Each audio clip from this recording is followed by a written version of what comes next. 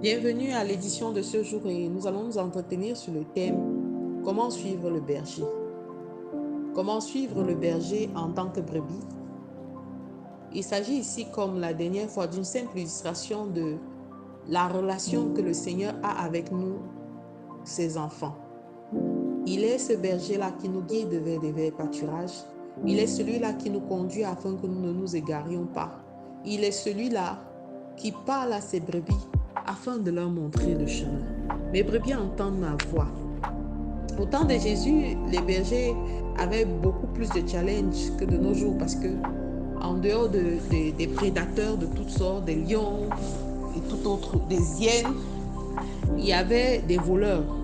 Et ces voleurs étaient capables d'imiter même la voix de certains bergers afin d'attirer des brebis loin de lui et de les dérober de sa face. Alors le Seigneur ne veut perdre personne et il veut que nous soyons sensibles à sa voix.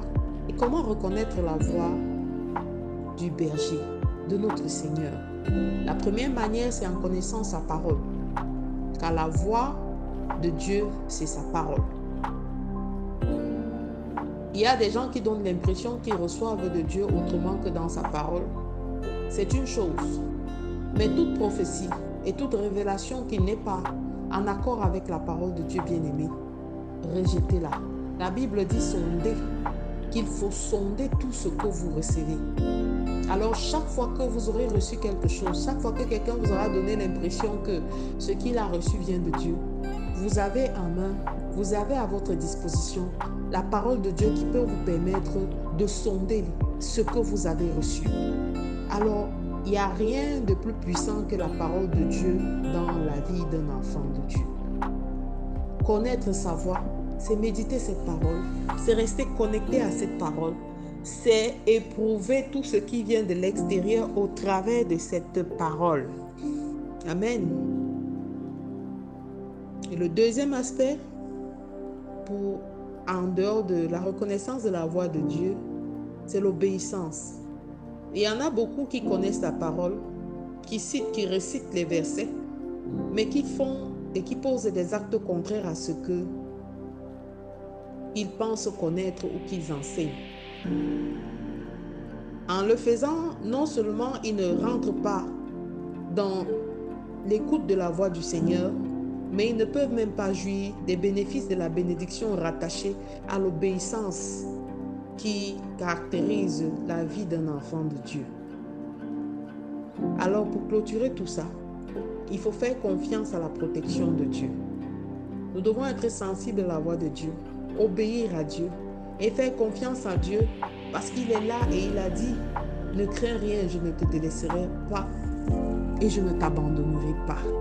Mes brebis entendent ma voix, je les connais et elles me suivent. » Voilà comment suivre le Seigneur. Voilà comment marcher à la suite de notre berger en étant sensible à sa parole, en nous abreuvant à sa parole, en obéissant, parce que les brebis rebelles vont toujours se perdre et elles vont se faire dévorer par des prédateurs. Les prédateurs de notre ère ne sont pas des animaux, des lions, des hyènes, mais des prédateurs de notre ère sont l'illustration des tentations de nos jours, les enseignements antéchrist, toutes les connaissances des livres que nous avons l'habitude d'exploiter et qui ne sont pas en accord avec la parole de Dieu. Nous faisons face à beaucoup de défis et nous vivons une ère vraiment difficile. Alors, mettons-nous vraiment à l'abri de tous ces prédateurs, de toutes ces tentations, de tous ces défis, de toutes ces provocations pour ne pas tomber dans les mains des loups et de ne pas nous faire dévorer. Restons sensibles à la voix du Seigneur et de cette manière seulement nous réussirons à le suivre et nous pourrons expérimenter une vie de bénédiction. Nous pourrons expérimenter une vie de paix. Nous pourrons expérimenter une vie de pleine quiétude car seul Dieu peut nous guider. Tel chemin paraît bon mais son issue c'est la mort. En tant que brebis, nous n'avons pas de force par nous-mêmes, mais nous suivons celui-là qui a frayé pour nous un chemin que personne ne peut ôter au-devant de nous. Alors je te recommande ce matin de faire cette prière avec moi, Père éternel. Merci de me guider, Seigneur. Rends-moi sensible à ta voix, Seigneur. Et donne-moi, Père éternel, d'être obéissant à toutes tes voies. Je veux te faire confiance, Seigneur, tous les jours de ma vie. Et je veux m'accrocher, Père éternel, à toi. Montre-moi, Seigneur, comment chaque jour te plaire. Au nom de Jésus-Christ, nous avons prié. Amen, amen, amen. Nous vous souhaitons de passer une excellente semaine. Shalom.